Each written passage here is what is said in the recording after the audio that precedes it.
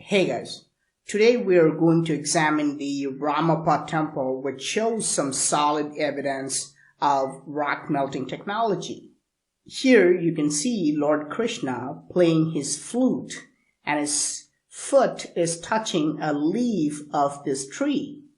And this beautiful woman is leaning on the stem of the tree. What could be the meaning of this? If Krishna was really playing his flute, the music he made would travel through the tree. If I tap on the stem, it makes a strange metallic sound.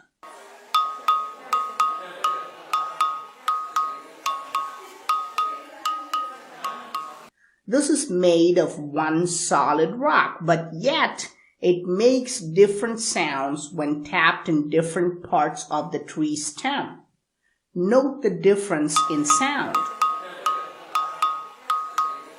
And if you tap on the other areas of the same rock, there is no sound. Of course, this is not a coincidence. The ancient builders clearly wanted us to know that this cylinder makes musical sounds. This is why they carved the symbol of Krishna playing his eternal music.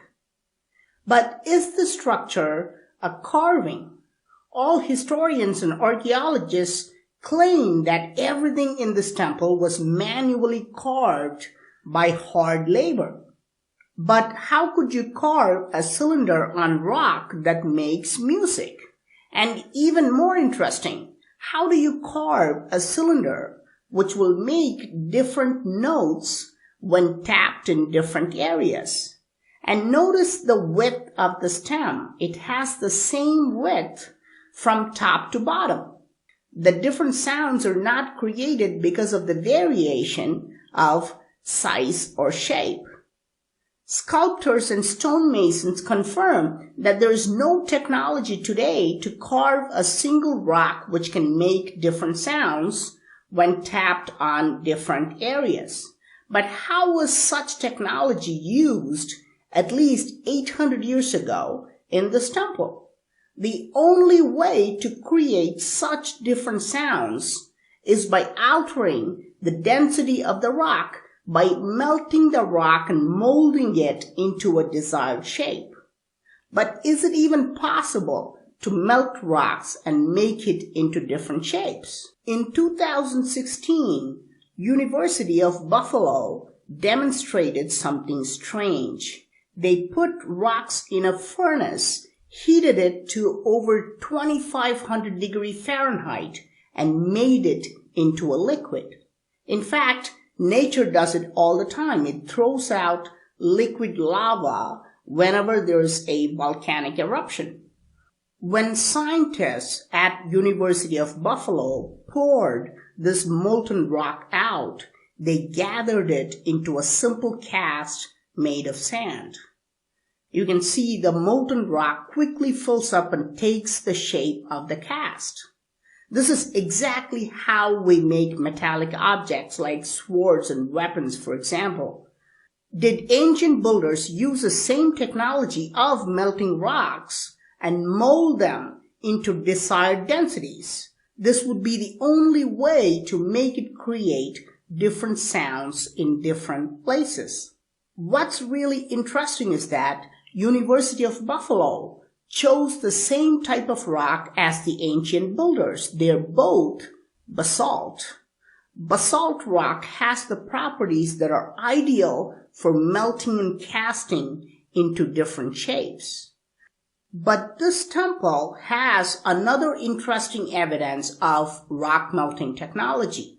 The pillars in this temple are quite extraordinary with very complex designs, but there's one piece that stands out.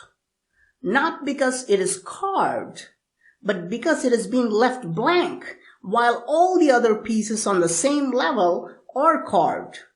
And it shows something very strange. It shows a defect in molding technology. Let's take a closer look at the surface. It has extraordinary polishing, but this surface is not perfectly flat. To understand this, you have to examine it by looking at it from a lower angle. The surface has a curvature with a concave defect on it. This is why it looks bent out of shape like a piece of plastic. It is impossible to make such a smooth concave cut on rocks with manual tools or even electric saw, and it cannot be accomplished by hand polishing. This is a common defect caused in molding process. This is called warping.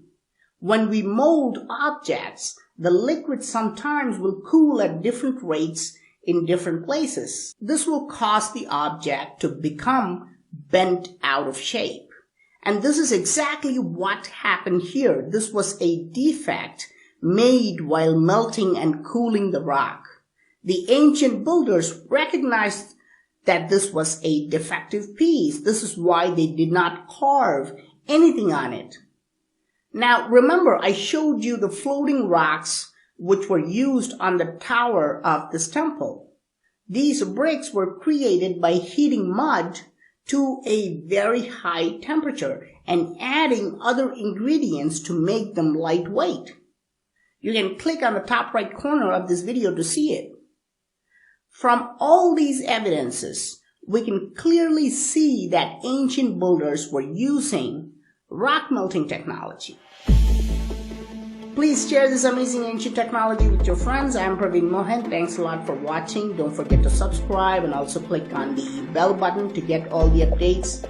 Please give this video a thumbs up, and I will talk to you soon.